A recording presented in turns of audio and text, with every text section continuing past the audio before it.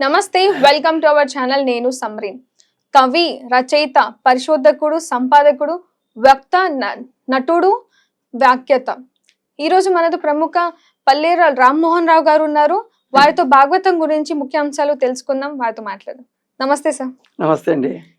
సమాజంలో స్నేహం అనేది చాలా పెరుగుతూ వస్తుంది.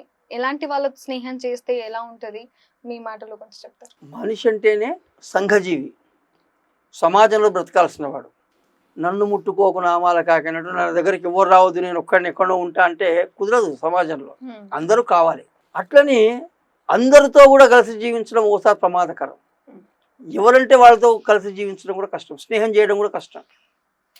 కనుక స్నేహము అనివార్యమే, కానీ స్నేహం ఎవరితో చేయాలి అనే విషయంలో భాగవతం ఒక మంచి స్పష్టత ఇచ్చింది. దేవహూతి తన భర్త అయిన కర్దమునితో ఒక సందర్భంలో అంటుంది. ఏమని అంటే, సమమతి నొప్పు సత్పురుష సఖ్యము సద్గతి కారణంబు, నీచమతి విలోల దుష్పురుష సఖ్యము దుర్గతి హేతువంచు, చిత్తమునదలంచి యోగి జనతానుతా మిమ్ము భజింతు, ప్రాణి సంగమున పుణ్యపాపములు గైకొని పొందవే ఎట్టి వారికి.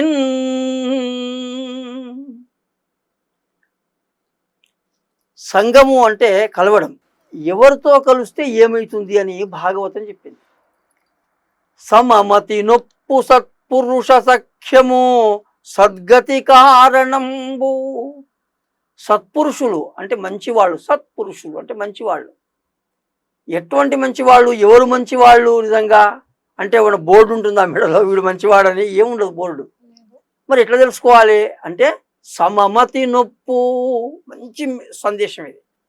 సమమతి అంటే సమానమైనటువంటి భావన ఉన్నవాళ్ళు. దేంట్లో సమానమైన భావన అంటే, సుఖానికి దుఃఖానికి రెండింటిని సమానంగా తీసుకోగలిగినటువంటి హృదయ స్థితి. దాని స్థితప్రజ్ఞత అని కూడా అంటున్నాం మనం. కనుక రెండింటిని సమానంగా తీసుకోగలగాలి. ఇది భాగవతం మొదలు చెప్పేసింది ఈ మాట. ఇట్లా ఉంటే మనిషి చాలా గొప్పగా జీవిస్తాడు ఎప్పుడైనా సమాజంలో. కానీ మనం ఏం చేస్తాం, కొద్దిగా సంతోషం పడితే పొంగిపోతాం, కొద్దిగా బాధ కలిగితే కుంగిపోతాం.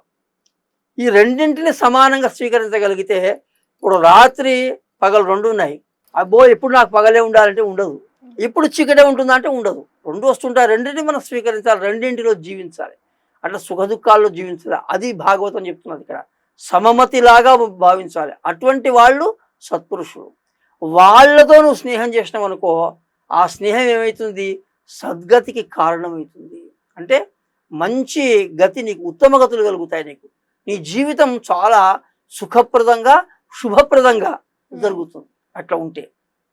లేదు నేను చెడ్డవారితోటే నేను స్నేహం చేస్తా, అటువంటి వాళ్ళతో ఫ్రెండ్షిప్ చేస్తా అంటే, నీచమతి విలోల దుష్పురుష సఖ్యము దుర్గతి హేతువు.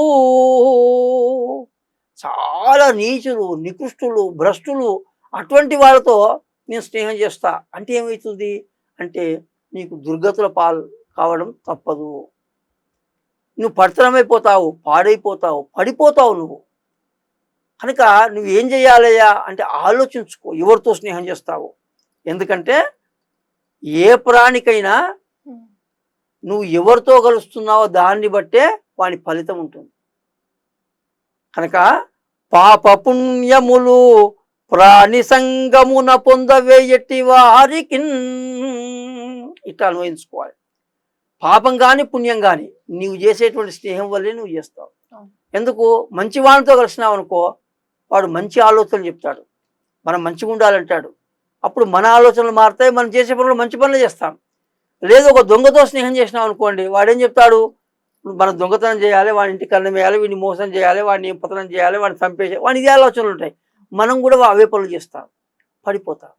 కనుక నీ ఆలోచన మారాలి అంటే నీ స్నేహం మారాలి. నువ్వు ఎవరితో స్నేహం చేస్తే అటువంటి జీవితం నీకు వస్తుంది, అటువంటి ఫలితం కూడా నీకు వస్తుంది. ఇప్పుడు లౌకికమైన ఒక ఉదాహరణ చూద్దాం మనం. మల్లెపూలు ఉన్నాయి. మల్లెపూలు మనం దోసట్లో పట్టుకున్నాం అనుకోండి, ఒక 5 నిమిషాలు అట్లనే దోసట్లో పట్టుకుంటాం. పట్టుకొని ఆ దోసలి మల్లెపూలు కింద పెట్టినాం. ఇప్పుడు మన చేతికి ఏమైంది? సువాసన వచ్చింది. అవును. మల్లెపూలు లేవు, కానీ ఈ చేతికి సువాసన వచ్చేసింది. ఎందుకు? ఆ మల్లెపూలు కాసేపు మన చేతిలో ఉన్న కారణంగా మన చేతిలో కూడా ఒక మంచి పరిమళం వచ్చింది. అదే ఒకవేళ మన చేతిలో పేడ పట్టుకున్నాం అనుకోండి ఒక 10 నిమిషాలు, ఆ పేడ వదిలేసినాక చూస్తే మన చేతిలో అంతా కూడా ఒక దుర్వాసన కనిపిస్తుంది. అంటే అవే చేతులు మల్లెపూలు పట్టుకున్నప్పుడేమో పరిమళంగా ఉన్నాయి, పేడను పట్టుకున్నప్పుడేమో దుర్వాసనతో ఉన్నాయి. అంటే నీవు ఈ దేంతో కలిస్తే ఆ లక్షణం నీకు వచ్చేస్తుంది. మన వాళ్ళు అంటుంటారు 6 నెలలు సహవాసం చేస్తే వాళ్ళు వీళ్ళైతారు, వీళ్ళు వాళ్ళు అవుతారని. కలిసిపోతాము సహజంగా. కనుక మంచి వాళ్ళతో చేస్తావా, చెడ్డ వాళ్ళతో చేస్తావా, అది నూరించుకో. అందుకే సత్సంగము అని ఒక మాట పెట్టారు. సత్సంగము ఇది వెనకటికి బాగా ఉపయోగించేవాళ్ళు, ఇప్పుడు కొద్దిగా తగ్గింది. ఎందుకు ఆ మాట? సత్సంగము అంటే సత్పురుషులతో సంగము, స్నేహం. మంచి వాళ్ళతో స్నేహం చేయండి. మంచి వాళ్ళతో కలిసి మాట్లాడామనుకోండి, మాట్లాడితే మంచి ఆలోచనలు చేస్తాం, మంచి విషయాలు ప్రస్తావించుకుంటాం, మంచి ఆలోచనలు చేస్తాం. లేదు చెడ్డవాళ్ళతో కలిసి అనుకోండి, చెడు విషయాలే మాట్లాడుకుంటాం సహజంగా. అందుకే సాధుసే సాధు మిలేతో దో బాత్, గధేసే గధే మిలేతో దో లాత్ అన్నారు వాళ్ళు. కనుక సహజంగా అట్లా ఉంటుంది. కనుక నువ్వు ఎవరితో కలుస్తున్నావు అనేదే చాలా ముఖ్యమయ్యా ప్రపంచంలో. సత్పురుష సత్సంగత్వం ఉండాలి, సత్సంగం ఉండాలి. నీకు నీ ఆలోచన, నీ జీవితమే మారిపోతుంది. అది అట్లా కాదు, చెడ్డవారితో చేస్తే మనకేమైనా నష్టం అవుతుంది, ఎట్లా నష్టం అవుతుంది అంటే ఒక చిన్న ఉదాహరణ మీరు చూడండి. కమ్మరి వాళ్ళు ఉంటారు, కొలిమని పెడతారు, దాంట్లో ఇనుము ఉంటుంది, ఇనుమును పెడతారు, దాంట్లో నిప్పులలో పెడతారు, ఇనుమును పెట్టి బాగా వేడి చేస్తారు. ఈ నిప్పు కూడా ఇనుము ఏది మన ఈ ఇనుము కూడా నిప్పులాగా అవుతుంది, ఎర్రగా అయిపోతుంది. అప్పుడు దాన్ని పెట్టి కొడతారు, సుత్యతో కొడతారు, కొడితే సాగుతుంది. ఇప్పుడు మీరు గమనించండి, నిప్పు మంచిది పాపం, అది ఇన్నోసెంట్ లేదా మంచిది, ఇనుము చెడ్డది అనుకుందాం. కానీ ఈ చెడ్డదైన ఇనుముతో స్నేహం చేసినందుకు నిప్పు కూడా దెబ్బలు పడ్డాయి, ఇపులు వగిలేదు దానికి కూడా. ఎందుకు? దీంతో స్నేహం చేసినందుకు. కనుక చెడ్డవాళ్ళతో స్నేహం చేస్తే నువ్వు కూడా దెబ్బతింటావు, వాడు ఎట్లా దెబ్బతింటాడు, స్నేహం చేసిన పాపానికి నువ్వు కూడా దెబ్బతింటావు. అందుకొరకు జాగ్రత్తగా ఆలోచించాలి, జాగ్రత్తగా స్నేహం చేయాలి. చేసినప్పుడు మన జీవితాలు మారిపోతాయి. కనుక ఇటువంటి ఒక మంచి ఆలోచనలు సత్పురుషులకు కూడా, నువ్వు సత్పురుషునిగా ముందు ఎట్లా సుఖ దుఃఖాలు సమానంగా తీసుకునే ఆలోచన చేయి. ఫస్ట్ నీవు సత్పురుషులతో స్నేహం చేయి. అందుకే భాగవతంలో ఇంకొక సందర్భంలో అన్న మాట చెప్పుకో మనం ముగించుకుందాం. ఏమన్నాడంటే, కృష్ణుడు సుధాముడు అనే వాడిని కలిసినాడు. నీకేం వరాలు కావాలి ఆయన కోరుకో అన్నాడు. అంటే నాకు మంచి బిల్డింగ్లు 100 ఎకరాల భూమి అని ఆయన. నీ పాద కమల సేవయు నీ పాదార్చకులతోడి నెయ్యము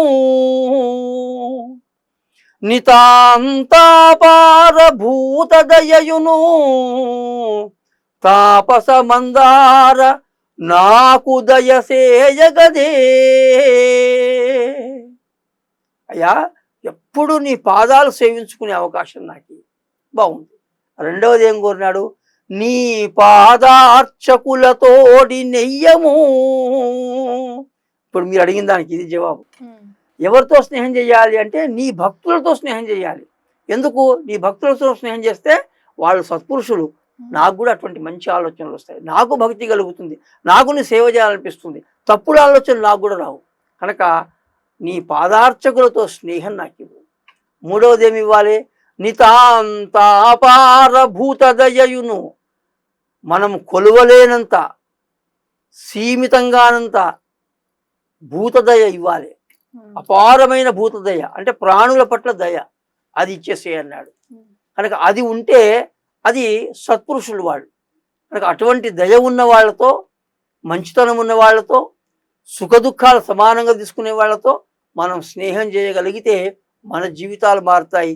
మనందరం మారితే మన సమాజం మారుతుంది, ప్రపంచం మారుతుంది.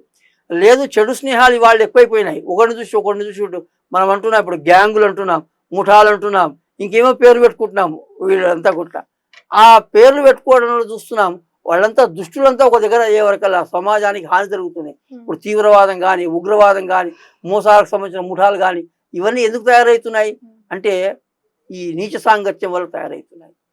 కనుక అటువంటి స్నేహాన్ని వదిలిపెట్టగలిగినప్పుడు సమాజం కూడా శాంతి సౌభాగ్యాలతో, శాంతి సుఖాలతో విలసిల్లుతుంది అని భాగవతం చాలా స్పష్టమైన సందేశాన్ని ఇచ్చింది. స్నేహం గురించి అలాగే భాగవతంలో ఎన్నో విషయాలలో మనతో చెప్పుకున్నందుకు మీకు చాలా నమస్కారం.